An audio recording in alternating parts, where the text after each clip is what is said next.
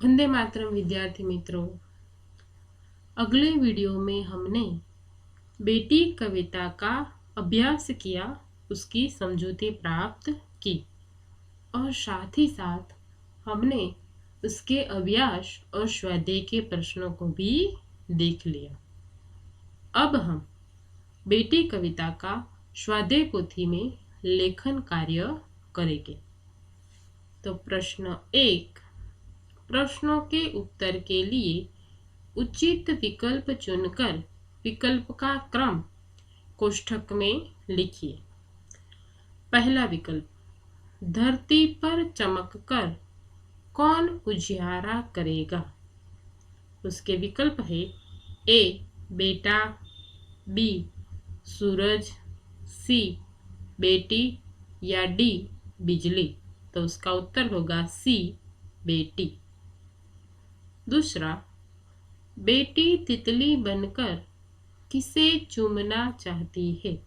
उसके विकल्प है ए पुष्प, बी हवा, सी सुधा या डी होठ। तो उसका उत्तर होगा बी हवा। तीसरा, बेटी बागों में किस तरह खिलना चाहती है। उसके विकल्प है ए सुंदर फूल बनकर, बी गुलाब का फूल बनकर, सी जूही बनकर या डी मोगरे की तरह। तो उसका उत्तर होगा ए सुंदर फूल बनकर। चौथा, बेटी क्या बनकर सहारा बनने की चाहत रखती है। तो उसके विकल्प है ए चांद, बी सूरज, सी बादल या डी तारा। तो उसका उत्तर होगा डी तारा। अब आगे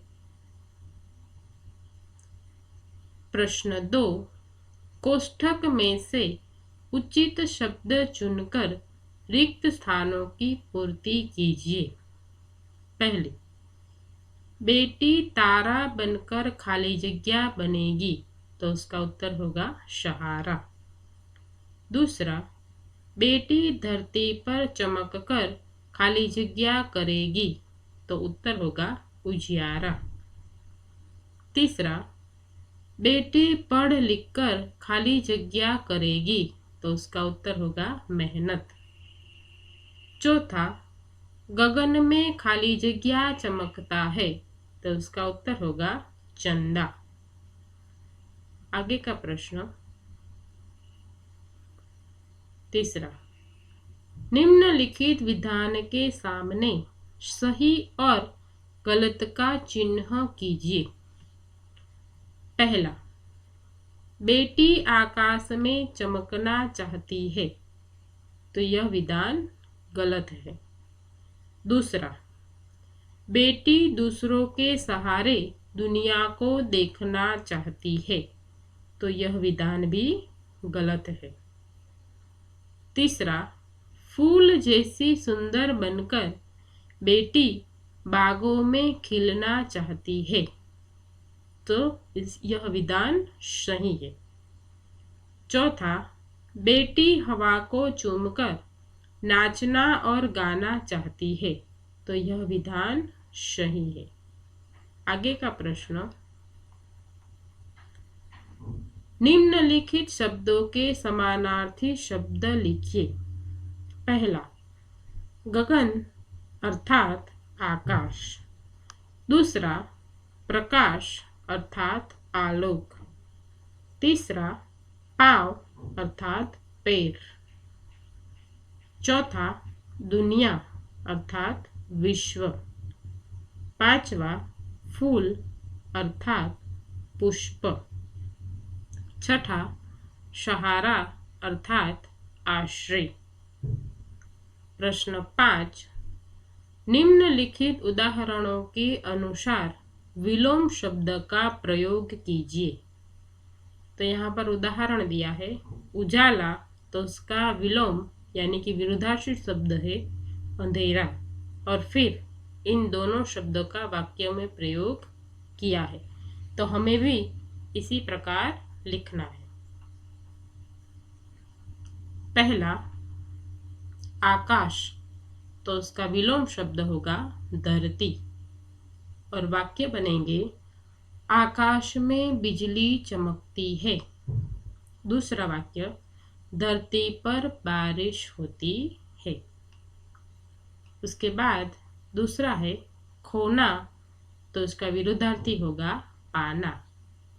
वाक्य बनेंगे पहला कुछ पाने के लिए कुछ खोना पड़ता है, और दूसरा सफलता पाना सबको अच्छा लगता है। अब आगे तीसरा सफल, तो उसका विरुद्धार्थी होगा असफल।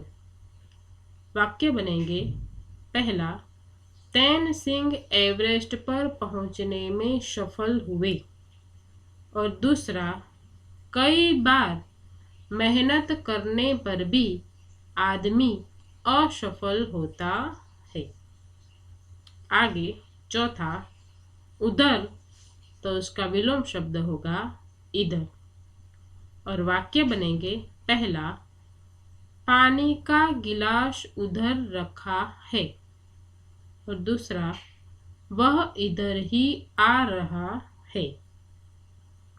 उसी तरह पांचवा भलाई, तो उसका विरुद्धार्थी होगा बुराई, और उससे वाक्य बनेंगे पहला दूसरों की भलाई करनी चाहिए, और दूसरा वाक्य बनेगा हमें सदा बुराई से बचना चाहिए।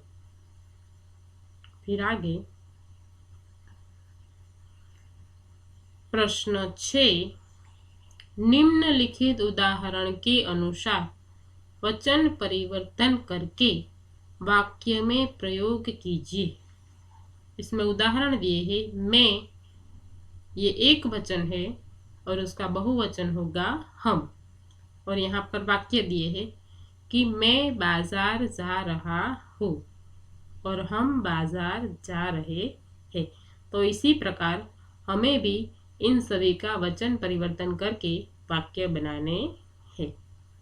पहला घोड़ा, तो उसका बहुवचन होगा घोड़े, और वाक्य होंगे घोड़ा दौड़ रहा है, और दूसरा घोड़े दौड़ रहे हैं। उसी तरह दूसरा है खिलौने, तो उसका यह जो खिलौने शब्द है वो क्या है बहुवचन, तो उसका एक वचन होगा खिलौना।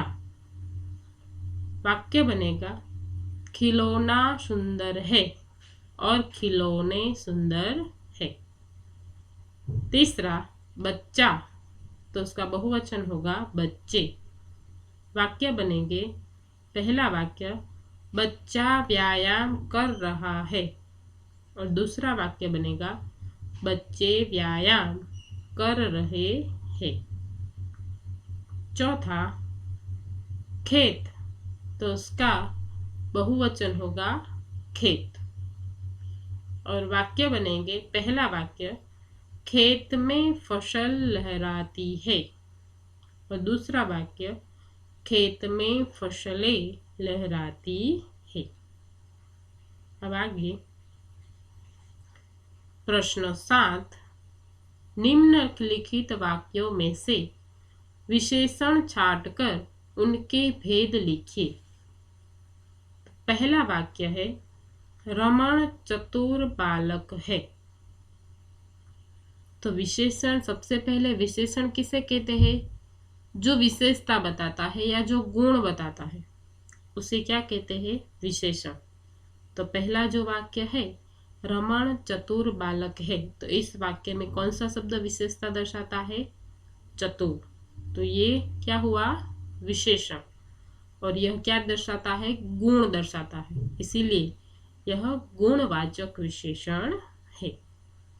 दूसरा मिर्ची का स्वाद तीखा होता है, तो उसमें विशेषण शब्द कौन सा है? तीखा, और वो भी क्या दर्शाता है? गुण, इसीलिए वो क्या है? गुणवाचक विशेषण। तीसरा प्रयाग 3 नदियों का संगम स्थान है। तो ये कौन सा शब्द है? 3, जो विशेषण सूचक शब्द है और वह निश्चित संख्यावाचक विशेषण है, क्योंकि वो एक निश्चित संख्या दर्शाता है। उसके बाद चौथा, हमारे देश की चारों दिशा रक्षित है। तो यहाँ पर चारों यानी कि 4, तो उसका भी उत्तर क्या होगा? निश्चित संख्यावाचक विशेषण। पांचवा, कई लोग नर्मदा की परिक्रमा करते हैं। तो यहाँ पर विशेषण शब्द है कई, और वो कौन सा प्रकार है? अनिश्चित संख्यावाचक या अनिश्चित वाचक विशेषण, क्योंकि यहाँ पर निश्चित नहीं है। कई लोग मतलब कि निश्चित संख्या नहीं है। उसी तरह अंतिम वाक्य, कुछ लड़के मैदान में खेल रहे हैं। तो यहाँ पर विशेषण सूचक शब्द कौन सा होगा? कुछ, और उसका प्रकार क्या होगा? अनिश्चित वाचक विशेषण, यानी कि यहाँ पर संख्या निश्चित नहीं है। अब आगे प्रश्न 8, निम्नलिखित शब्दों को उचित क्रम में रखकर अर्थपूर्ण वाक्य बनाइए। पहला, दिया जलाकर दिया में रख आंगन। तो इस उलट सुलट शब्दों को हमें क्रम में रखना है और अर्थपूर्ण वाक्य बनाना है। तो उसका उत्तर क्या होगा कि दिया जलाकर आंगन में रख दिया। दूसरा, विनम्रता चाहिए व्यवहार हमारे में होनी भी। तो उसका उत्तर होगा हमारे व्यवहार में विनम्रता भी होनी चाहिए। तीसरा, नीम है दातुन श्रेष्ठ की होती दांतों लिए के। तो उसका उत्तर होगा नीम की दातुन दांतों के लिए श्रेष्ठ होती है। फिर आगे चौथा, अधीरता दिखानी हमें में नहीं खाने चाहिए। तो उसका सही वाक्य होगा हमें खाने में अधीरता नहीं दिखानी चाहिए। पांचवा वाक्य, पेड़ भारत का की है मूलतः नीम धरती। तो उसका उत्तर होगा नीम मूलतः भारत की धरती का पेड़ है। अंतिम वाक्य, चाहिए का प्रसार घर घर होना में शिक्षा। तो इसका सही वाक्य होगा घर घर में शिक्षा का प्रसार होना चाहिए। अब आगे प्रश्न 9, बॉक्स में दिए गए शब्द को शब्दकोश के क्रम में पत्तियों में लिखिए।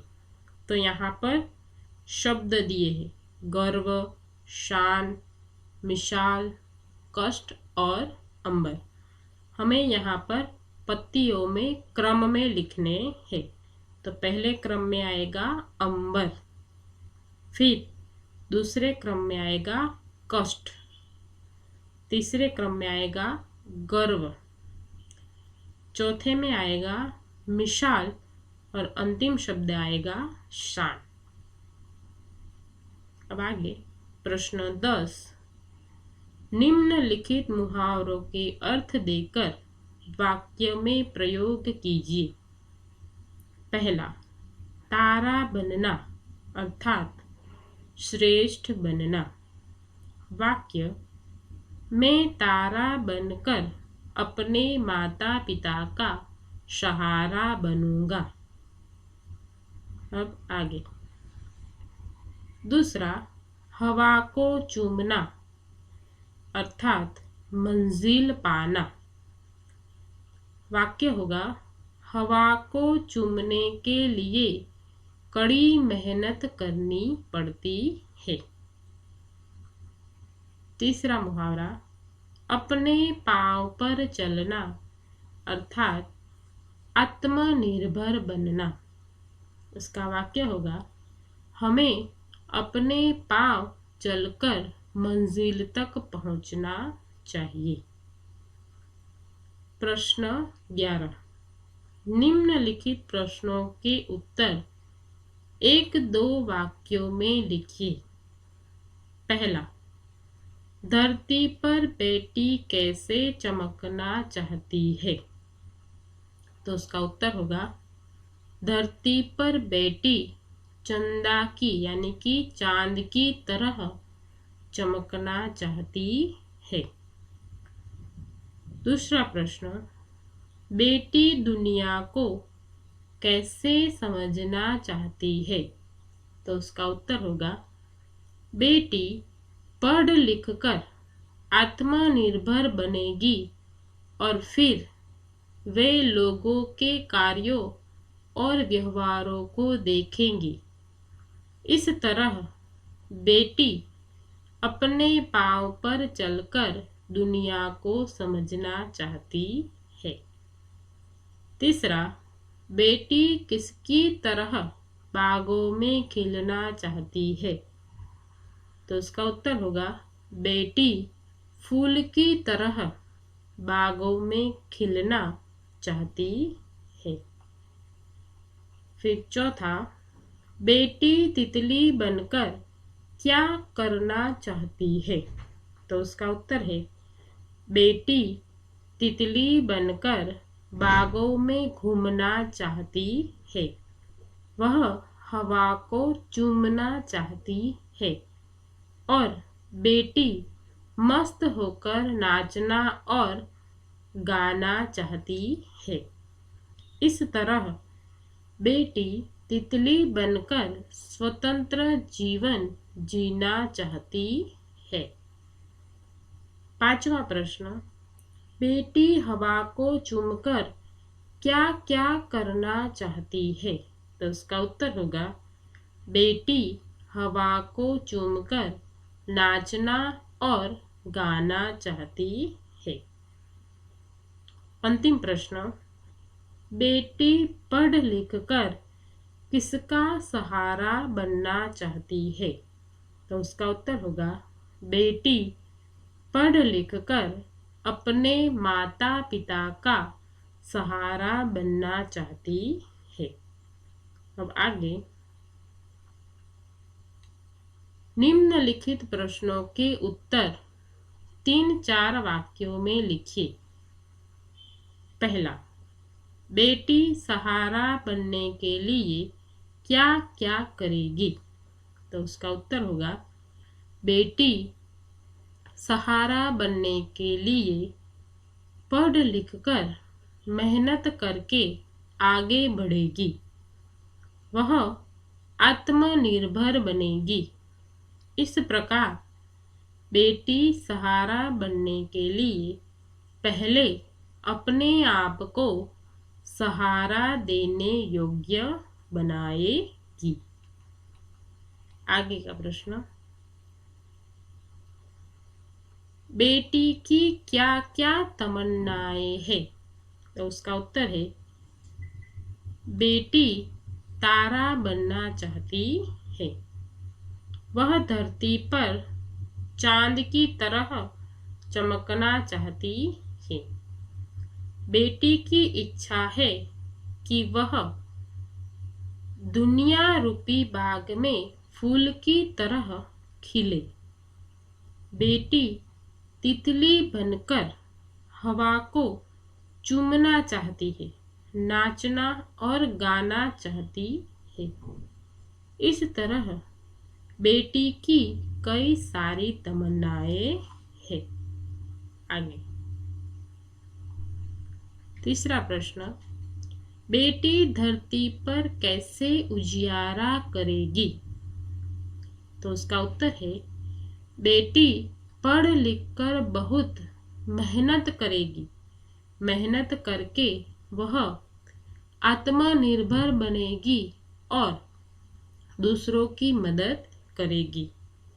इस तरह पढ़ लिख कर जैसे आकाश में चंदा चमकता है, वैसे ही बेटी धरती पर चमककर उजियारा करेगी। चौथा प्रश्न, बेटी पढ़ लिख कर क्या करेगी? तो उसका उत्तर होगा कि बेटी पढ़ लिख कर मेहनत करेगी और आत्मनिर्भर बनेगी। आत्मनिर्भर बनकर बेटी दुनिया को देखेंगी और दुनिया को समझेगी। आगे के प्रश्न 13, निम्नलिखित प्रश्नों के उत्तर सविस्तार लिखिए। पहला प्रश्न, आप बड़े होकर क्या बनना चाहते हैं, क्यों? तो इसका उत्तर विद्यार्थी मित्र आप अपने आप से भी लिख सकते हैं, लेकिन यहाँ पर उदाहरण के तौर पर मैंने इसका उत्तर दिया है। बड़ा होकर मैं शिक्षक बनना चाहता हूँ। शिक्षक छात्रों को अच्छे बुरे का फर्क समझाता है। वह छात्रों को जीवन जीने की सही राह दिखाता है। शिक्षक समाज का निर्माण करता है। इसी कारण समाज में उसका मान सम्मान होता है। इन्हीं कारणों से प्रभावित होकर मैं बड़ा होकर शिक्षक बनना चाहता हूँ। आगे का प्रश्न, बेटी की तरह आप किसका सहारा बनने के लिए क्या क्या करेंगे? तो इसका उत्तर भी आप खुद से लिख सकते हैं। बेटी की तरह मैं अपने माता पिता का सहारा बनने के लिए खूब पढ़ूंगा लिखूंगा। मैं मेहनत करके हर तरह से अपने माता पिता की सहायता करूंगा। मैं सदा ऐसे कार्य करूंगा जिनसे मेरे माता पिता मुझ पर गर्व कर सके। इस प्रकार मैं अपने माता पिता का सहारा बनने के लिए हमेशा ऐसे कार्य करूंगा जिनसे मैं उनकी मदद कर पाऊं। तीसरा प्रश्न, आत्मनिर्भर बनने के लिए आप क्या क्या करेंगे? इसका उत्तर है, आत्मनिर्भर बनने के लिए मैं पढ़ूंगा लिखूंगा और खूब मेहनत करूंगा। आत्मनिर्भर बनने के लिए सबसे पहले मैं अपनी ज़रूरतें स्वयं पूर्ण करने का प्रयास करूंगा। मैं अपनी योग्यता और क्षमता के अनुरूप काम करूंगा।